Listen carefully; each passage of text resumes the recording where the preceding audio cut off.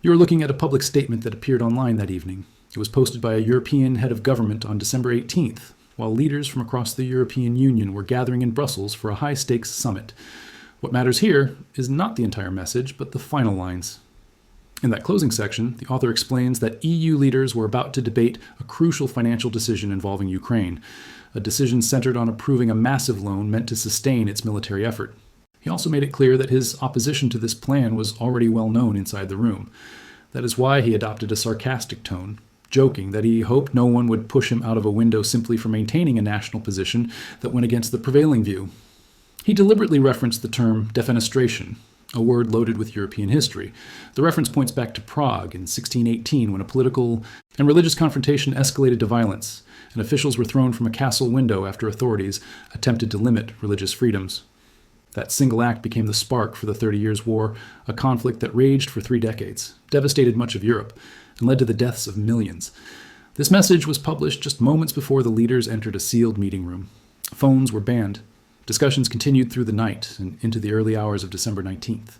The objective was to reach a decision that could reshape Europe's economic future and redefine how the European Union responds to war on its borders. At the center of the discussion was one of the largest financial support packages ever proposed for Ukraine, a $90 billion loan offered at zero interest. Initially, this loan was expected to be backed by frozen Russian assets held inside Europe. That was the theory. What happened in reality was very different. Ukraine did receive the $90 billion, but not a single euro of frozen Russian money was used to secure it. So how did that happen? Why did Europe hesitate to use Russian assets?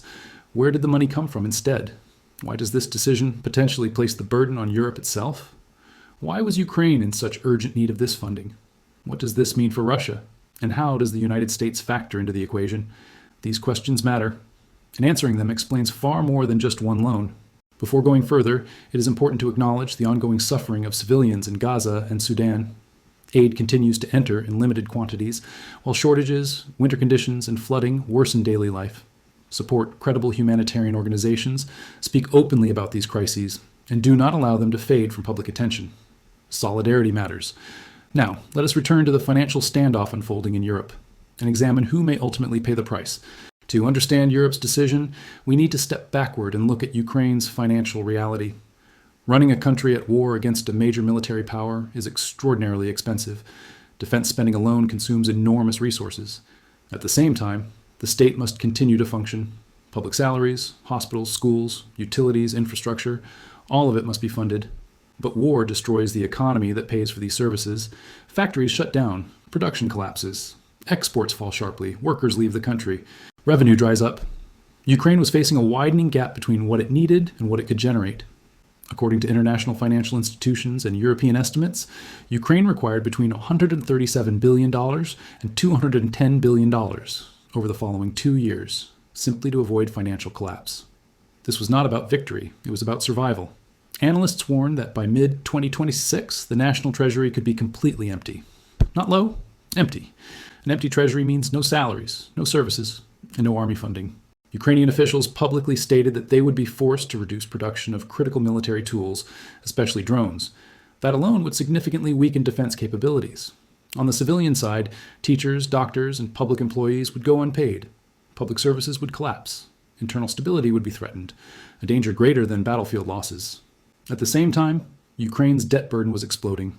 Before the war, debt stood below half of GDP. It has since surged toward levels that many economists consider unsustainable. Europe and the United States saw the danger approaching. Action was unavoidable. But political reality shifted.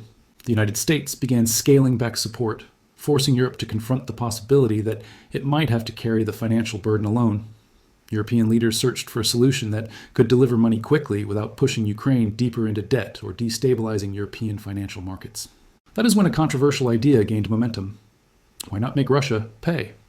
Russian central bank assets had been frozen at the start of the war, nearly $290 billion worldwide. A large share of that money sat inside Europe, with the majority concentrated in one country.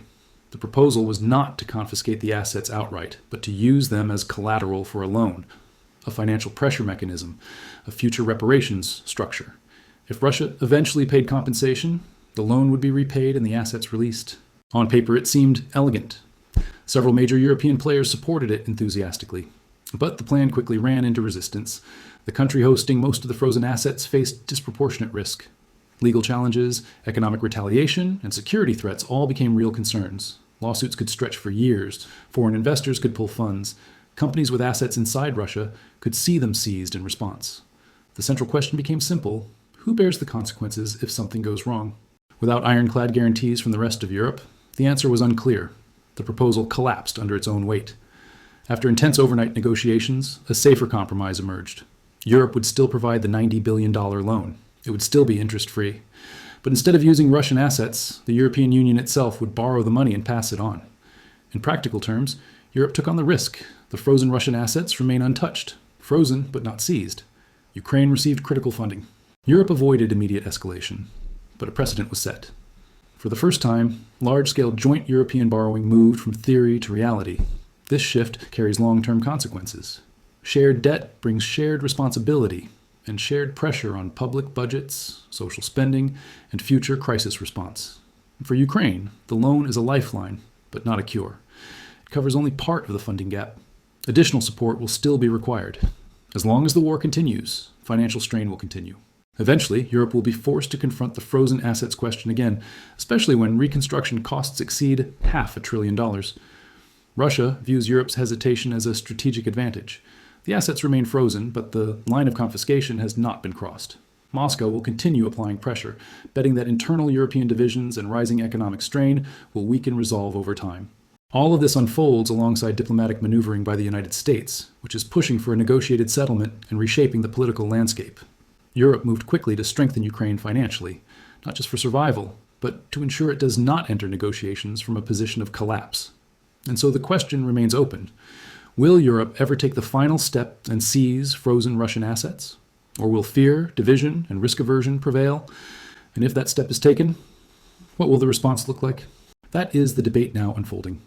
This is Tom, and this is Inside the Global Economy. Subscribe now because when this era is studied, only a few will be able to say they saw it coming.